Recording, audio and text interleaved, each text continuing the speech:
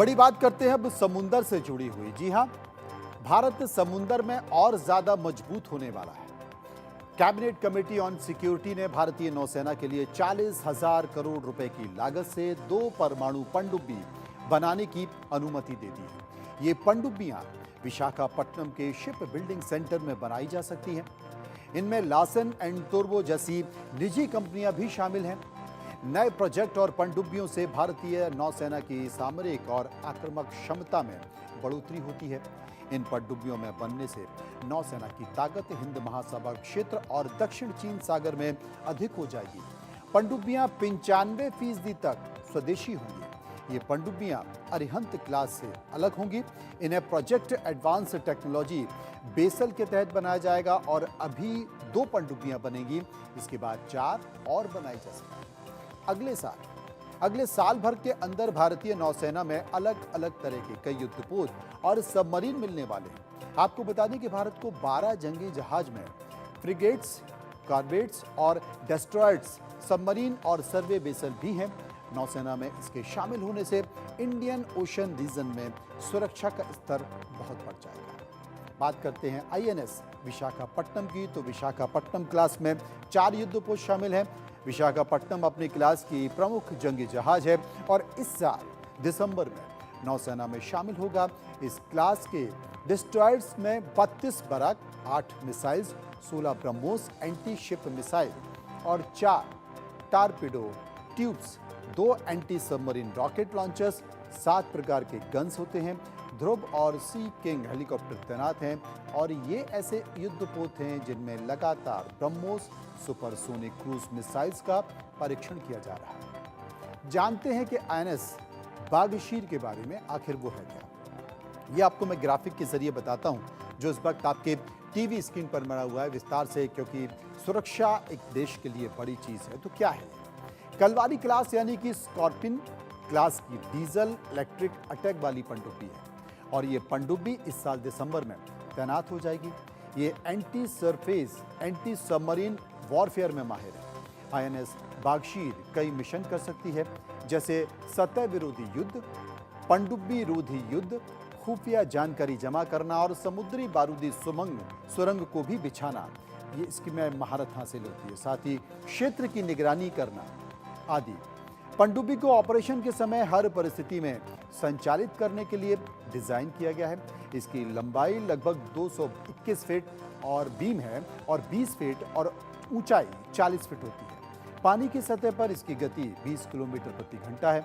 पानी के अंदर ये 37 किलोमीटर प्रति घंटे की स्पीड से चलती है। ये 50 दिनों तक पानी के अंदर अपना समय बिता सकती है और अधिकतम 350 फीट की गहराई तक जा सकती है, जिसमें 8 सैन्य अधिकारी और 35 सेलर तैनात होते हैं। इसके अंदर एंटी टारपीड काउंटर मेजर सिस्टम भी लगा होता है, जिसके अलावा 533 mm के 6 टारपीडो ट्यूब्स होते हैं, जिसमें 18 SUT टारपीडोज या फिर SM-39 Exocet anti ship missiles launch की जा सकती है। इसके अलावा ये पानी के अंदर 30 समुद्री बारूदी सुरंग भी बिछा सकती है।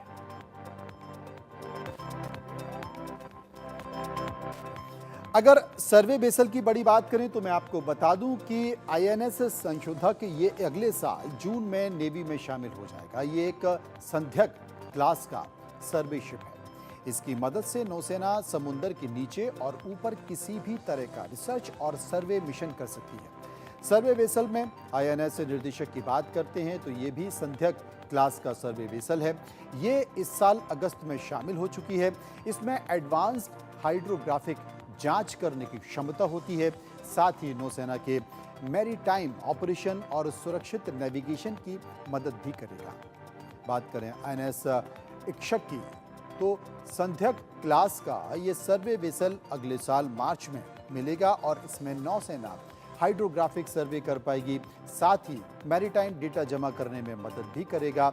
अब कार्बेट्स की बात करते हैं तो आईएनएस अर्नाला को ये जान लीजिए कि ये इस साल नवंबर में नौसेना में शामिल हो जाएगा। उसका डिस्प्लेसमेंट 900 टन का होगा।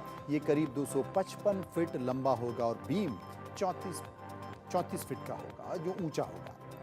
ये अधिकतम 40 किलोमीटर प्रति घंटे की रफ्तार से चलेगा। इसकी रेंज 3300 किलोमीटर होगी और इस युद्धपोत पर 7 अधिकारियों समेत 57 नौसैनिक तैनात हो सकते हैं। इसमें ASW कॉम्बैट स्वीट होगा जो दुश्मन के हमलों से टकराने के लिए हथियारों को तैयार करेगा, उन पर नजर रखेगा। उन पर नजर रखने के साथ साथ इस पर 4 तरह के मैग्नेटिक सिस्टम भी लगे होंगे। जंग में युद्धपोत को सही सलामत रखने में यह मदद करेगा। RBU 6000 anti submarine rocket launcher भी इसमें लगा होगा।